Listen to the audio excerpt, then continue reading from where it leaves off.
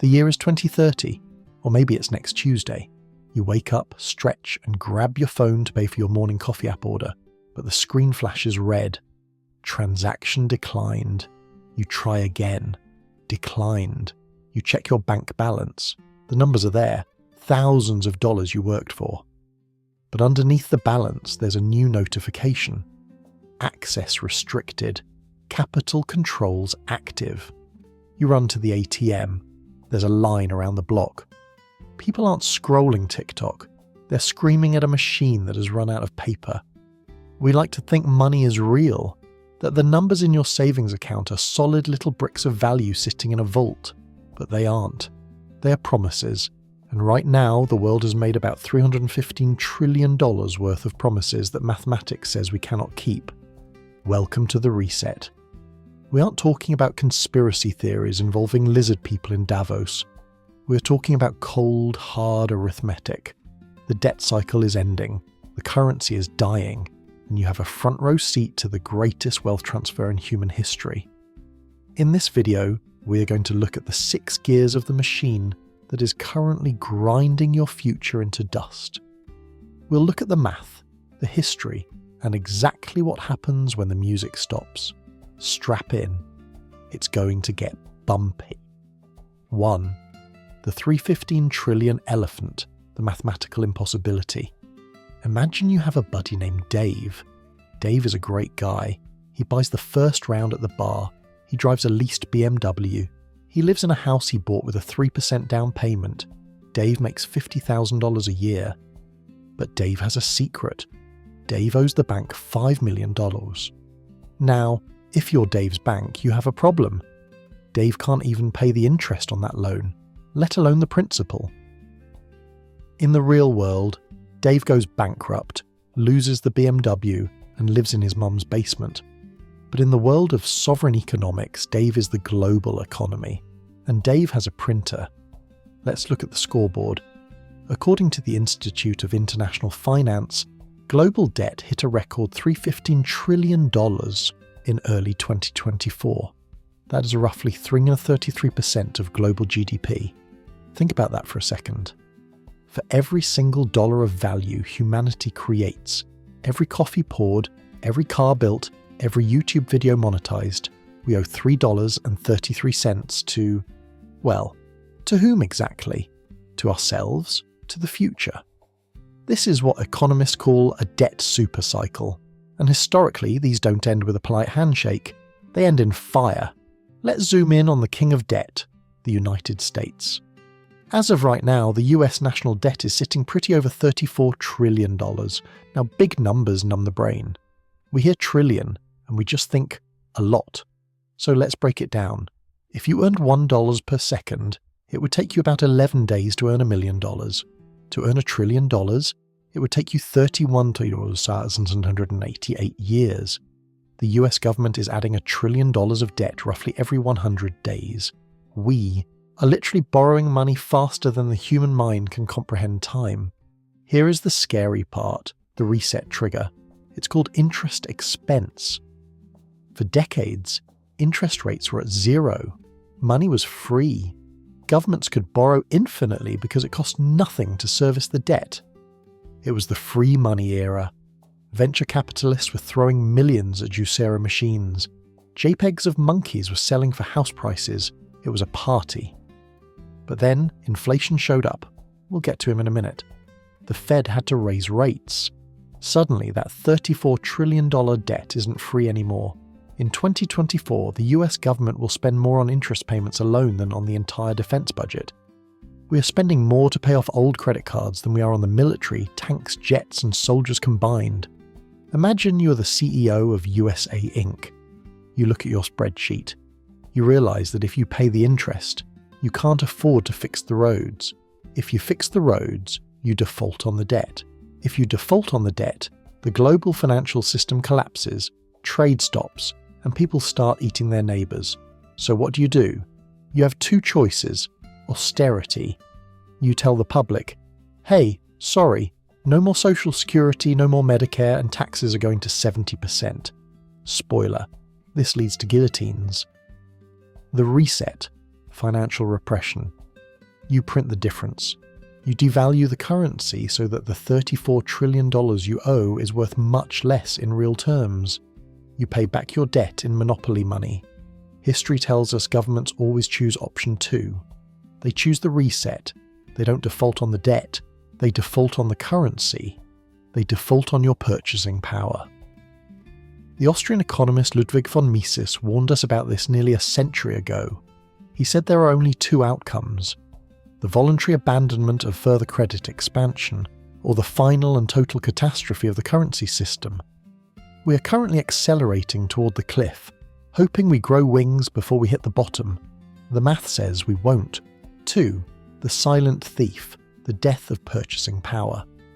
Before we keep going, smash that like button if you've noticed your grocery bill looks like a mortgage payment lately. It helps the algorithm, and honestly, I need the ad revenue to buy a carton of eggs. Now, let's talk about the crime scene. If someone broke into your house and stole 5% of your furniture every year, you'd call the police, you'd get a dog, you'd buy a shotgun. But when the central bank does it, we call it targeted inflation policy, and we re-elect the people in charge. To understand the coming reset, you have to understand what happened in 1971, August 15th, 1971.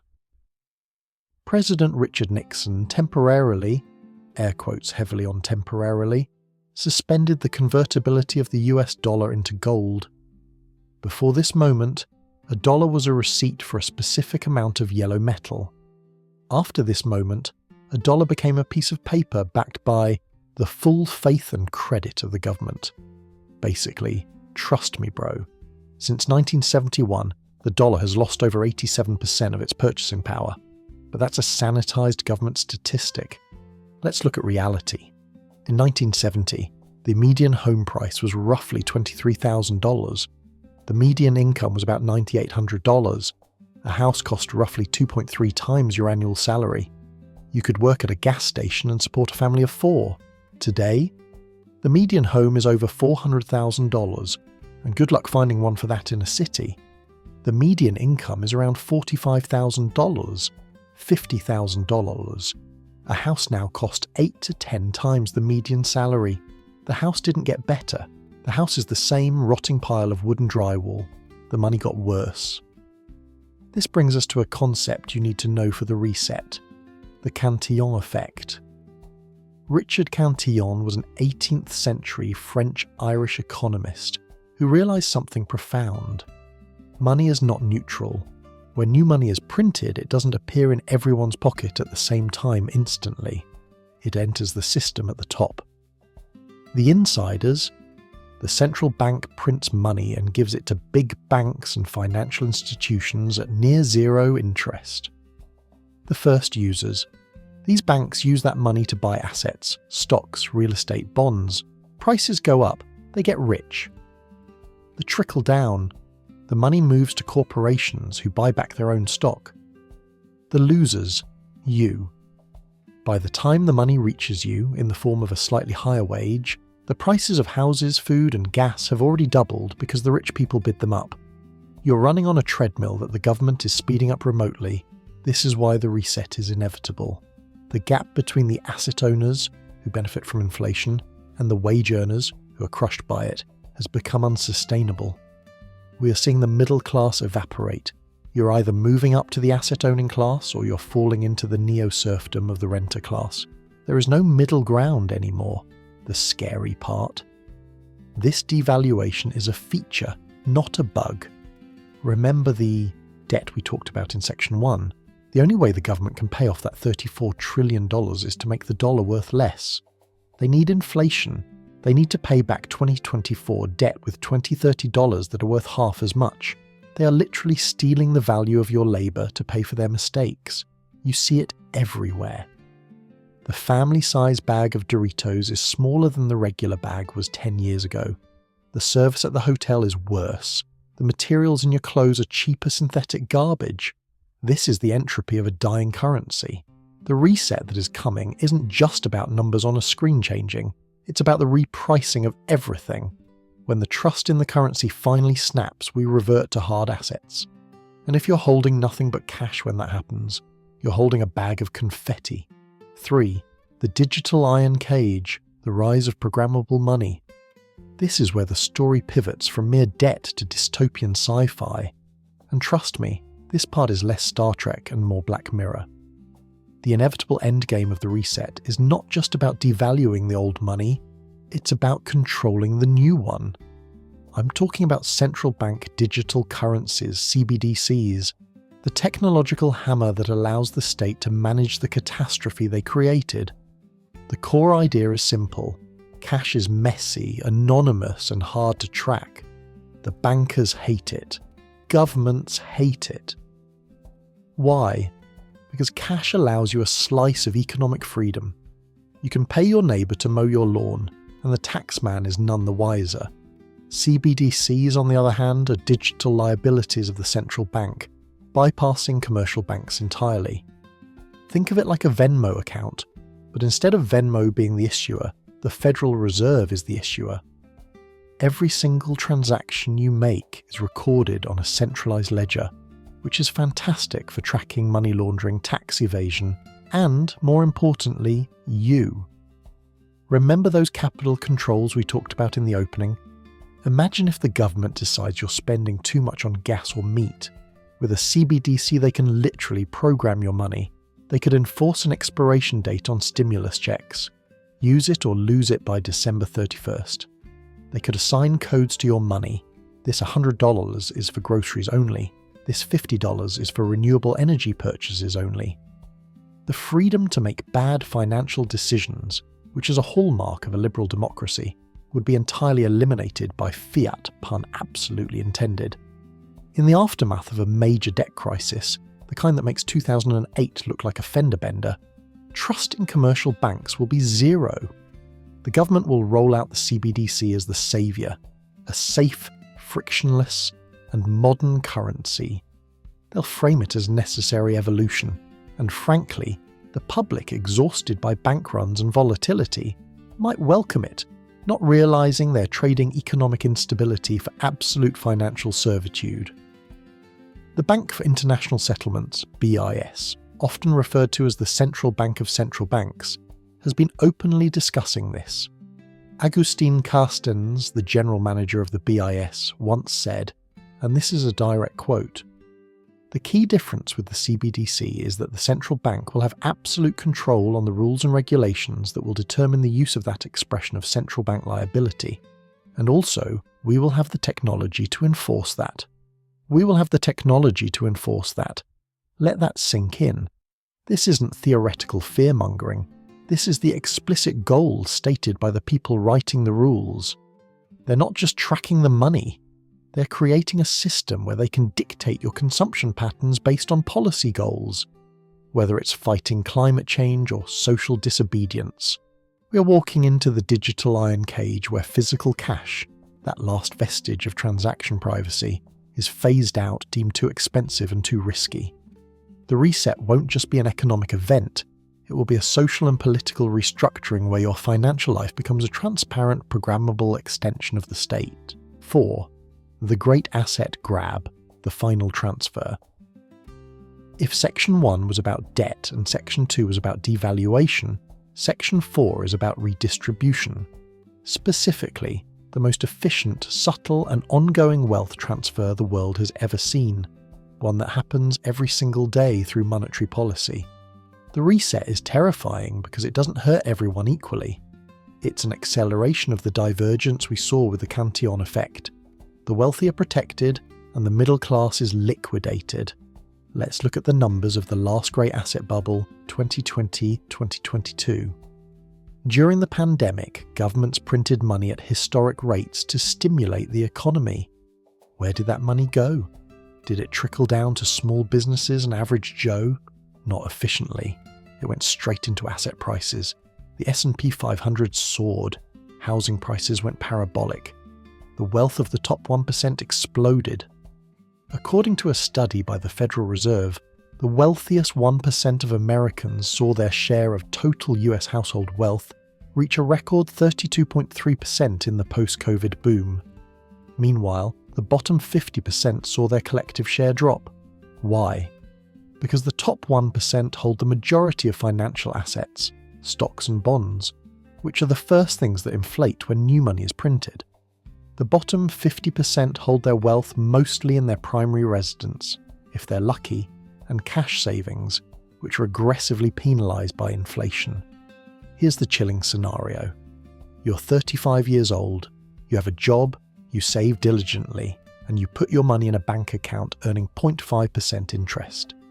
Inflation, as calculated by the government, is running at 3%. Reality tells you your living costs are rising at 10%. Food, insurance, rent. Every year you're losing 9.5% of your purchasing power. Your savings are being quietly, legally, and systematically expropriated by the banking system.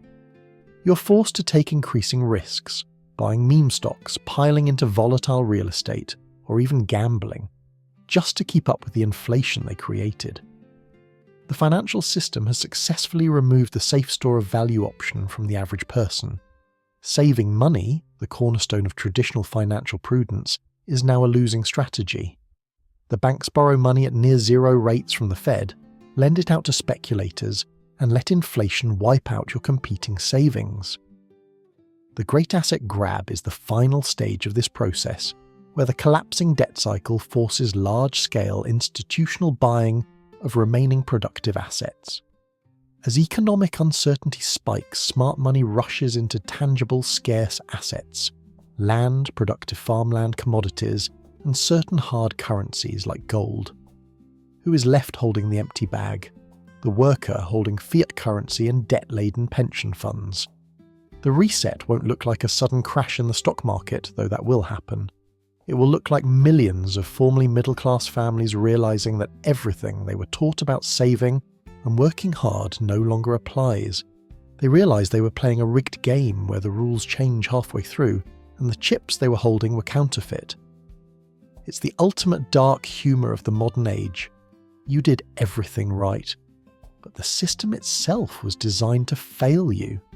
If you're enjoying this descent into economic despair, and maybe you want a video on the 5 assets you need before the music stops, let me know in the comments below, and don't forget to hit subscribe so you don't miss the next stage of the reckoning. 5. The geopolitical divorce, the end of the king dollar. You can't talk about the reset without talking about the elephant in the room, or rather, the eagle in the room that's been pecking everyone's eyes out for 80 years. The US dollar. For decades, the United States has enjoyed what Valéry Giscard d'Estaing called the exorbitant privilege. Because the dollar is the global reserve currency, the US can print money to buy real goods from the rest of the world, and the rest of the world has to take it. It's like having a credit card that your neighbours have to pay off. But there's a rule in geopolitics. You can be the world's banker, or you can be the world's police.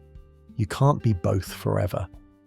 In 2022, the US and Europe froze about $300 billion of Russia's foreign exchange reserves. Now, put aside your feelings about the war for a second and look at this strictly from a cold, hard banking perspective. If you are China, Saudi Arabia, Brazil, or India, and you see the world banker freeze the assets of a sovereign nation because they disagree with their politics, you immediately have one thought: am I next? Suddenly, that US Treasury bond doesn't look like a risk-free asset. It looks like a hostage situation. This has triggered a massive acceleration in what's called de-dollarization. We are watching a geopolitical divorce in real time. The BRICS nations are expanding, actively trading in local currencies and hoarding gold like dragons preparing for winter. According to the World Gold Council, central bank gold buying hit historic highs in 2022 and 2023. Why is China buying record amounts of gold? Why is Poland? Why is Singapore?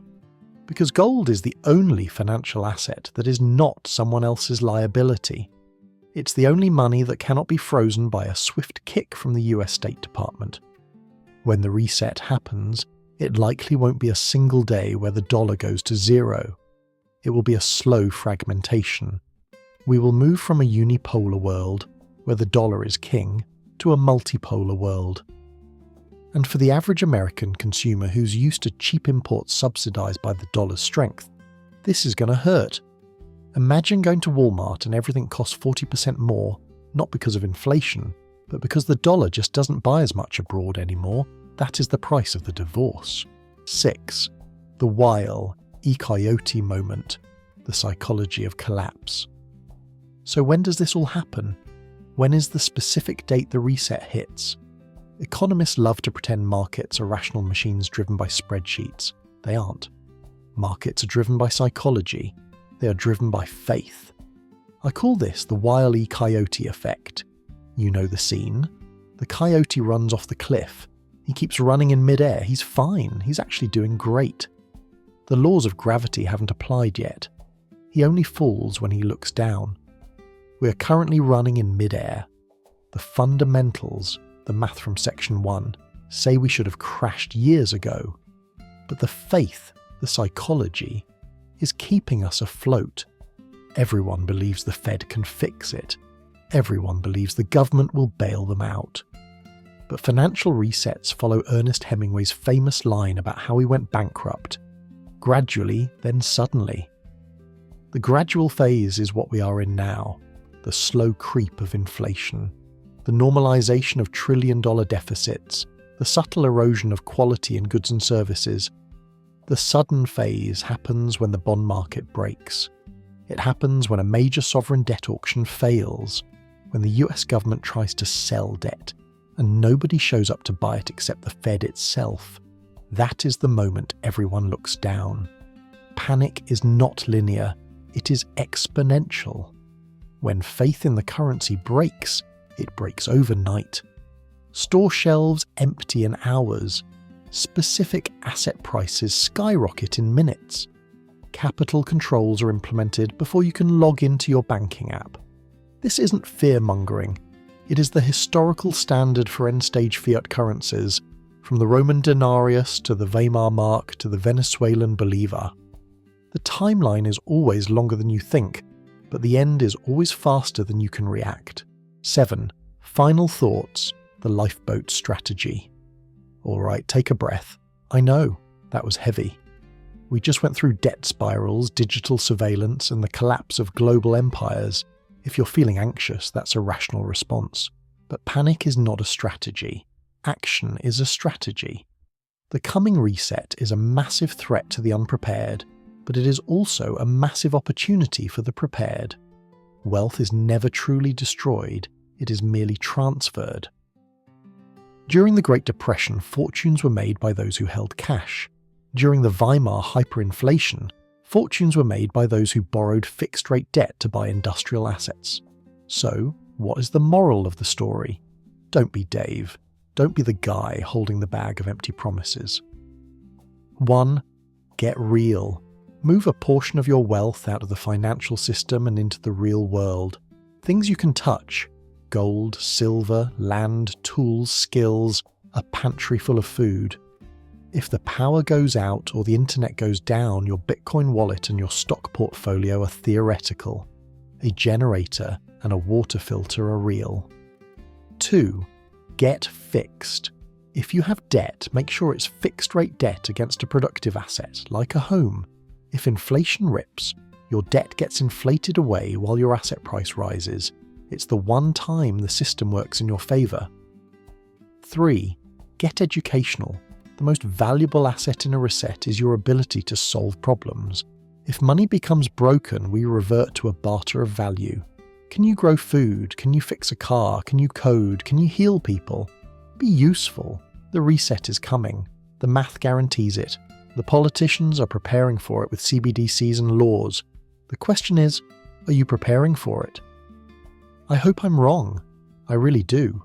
I hope we can print our way to prosperity forever. But I'm not betting my life on it, and neither should you. If you want to survive the reset, you need to start building your lifeboat today. Thanks for watching. If you found value in this nightmare, share it with a friend who needs to wake up. I'll see you on the other side.